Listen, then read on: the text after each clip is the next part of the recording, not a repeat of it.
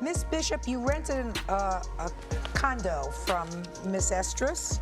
According to your complaint, the rent was $700 a month. You lived there for a while, left, and she retained some of your security deposit. How much did she retain? She retained all but... How much was your full security deposit? $700. And how much did she give you back? She gave me back $454.07. Now, I have a countersuit by you for $2,000. Quite frankly, Miss Estrus, I don't understand what it's for. But I assume you're going to tell me what this $2,000... Yes, Your Honor. All right. A minute. You found her apartment how? It was in fair condition. There was no... No, how did you find the apartment? Oh, I'm sorry.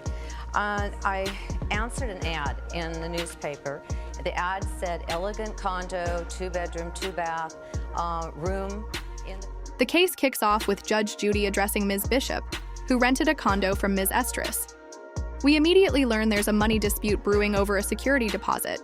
Ms. Bishop claims she only got part of her $700 deposit back, just over $454. Tension builds as Judge Judy shifts focus to a $2,000 countersuit filed by Ms. Estrus, which she's eager to explain. Things are heating up quickly. And it said it was located in Beverly Hills, and the rent was $600 a month. Was she supposed to be living there at the same time? No, she said one of the conditions was that she was moving to San Francisco. She had an apartment there. She had work there. She would never be at the condo, and that my cat and I could move into the condo. So you stayed for a while. Well, I brought in all my, she had no furniture, nothing. So I brought in all of my furniture, my artwork, high-end artwork. Okay. And then how long did you remain before you vacated? I vacated March 24th. They gave her notice on February 28th of this year, 1997. So you vacated 3 times? Ms. Bishop describes how she found the apartment through a newspaper ad. It sounded fancy, with 2 bedrooms, 2 bathrooms, and a location in Beverly Hills for just $600. She was told she'd have the place to herself since Ms. Estrus was moving to San Francisco. This setup sounded perfect, especially since she could bring her cat and all her furniture. But as we know in courtroom drama, if it sounds too good to be true, it probably is. Yes. And had you paid for March's rent? Yes, I have. I assume you had. Is that correct, Ms. Estrus? Is it correct that she paid March's rent? Correct that she paid March's rent, which was the last deposit, yes. Fine. Now, can you tell me why you retained part of her security deposit? Oh, absolutely, Your Honor. I terminated her lease, which I sent her a letter, because of the fact that she did not pay the electricity bill. And in my rental agreement, it says here that she will be responsible for all the electricity, and I, on the other hand, will be responsible for the water, the gas, and amenities, which comes to a total of $200 a month. Here are all my receipts indicating... With voices rising and accusations flying, Judge Judy warns Ms. Estrus to quiet down. "Please be quiet, I'm speaking," she says sternly. It's a classic Judy moment, full of tension, truth-seeking, and a touch of drama.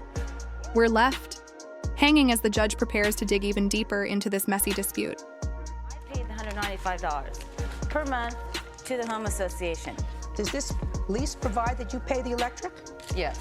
Well, then what happened, Your Honor, is this. On February 5th, she had the electric put into my name, and the way I found out about it was without my knowledge, without notice. The electric company notified me that I needed to pay an $85 deposit or they were going to shut off the electricity. I was not aware of it at all during that time. What you're complaining about really... When Judge Judy presses further, Ms. Bishop says she identified herself when calling the power company and told them to switch the name. She even claims she warned Ms. Estrus in advance, something Ms. Estrus fiercely denies. The shouting match begins to flare up, but Judge Judy keeps a firm grip on the courtroom as emotions start to boil over. That you put the electric bill in your name without your permission. Or knowledge. Or knowledge. Did you do that? No, Your Honor. Actually, I notified her on several occasions that my bill was past due, and I called them up, and she says, "Oh, well, I'm going to make arrangements." She never made arrangements. Then she leave me letters saying that Ms. she was... Estrus, could you close that? Oh, sorry. She leave me... I asked you a question. Yes. Ms. Bishop defends herself, saying she told Ms. Estrus what she was doing. But Judge Judy isn't buying it. The rule is simple. You can't just move an account into someone else's name without their direct consent. The courtroom's energy is rising. and Judge Judy is gearing up to lay down some legal clarity. My question was a simple one. It requires a yes or a no answer. I'm going to say it again because maybe you didn't understand me the first time. Did you cause the bill to be put in her name? Absolutely. Well, first, you just told me no a second ago. I definitely did after my So phone the bill. answer is yes. Yes. All right. So you called the company and said put the bill in Definitely. her name. You Right. can't do that. Well, I did it because... Well, but you can't do it. You told- Judge Judy asks the key question again, loud and clear. After dodging earlier, Ms. Bishop finally admits it. Yes, she had the bill switched into Ms. Estrus's name. Her defense? The bills weren't being paid and her credit was at risk. While her frustration is clear, Judge Judy wastes no time explaining. Just because someone isn't paying doesn't give you the right to shift accounts without permission. Why you did it? You did it because she said that the bills were Because she delinquent. didn't pay my bills. Why should I have bad credit? She gave me bad credit. Yeah, but you can't call somebody and say, I want you to put a bill in somebody else's Well, I name. told her previously that I was doing it, so there's Well, that. let me ask She you knew this about question, Miss Estrus. it. What? Did you tell them who you were when you called the phone company? Of or course. did you And say, I told Betty that I was putting it in her name. And Listen. you're an outright liar. Please be Miss quiet while I'm Estrus. speaking.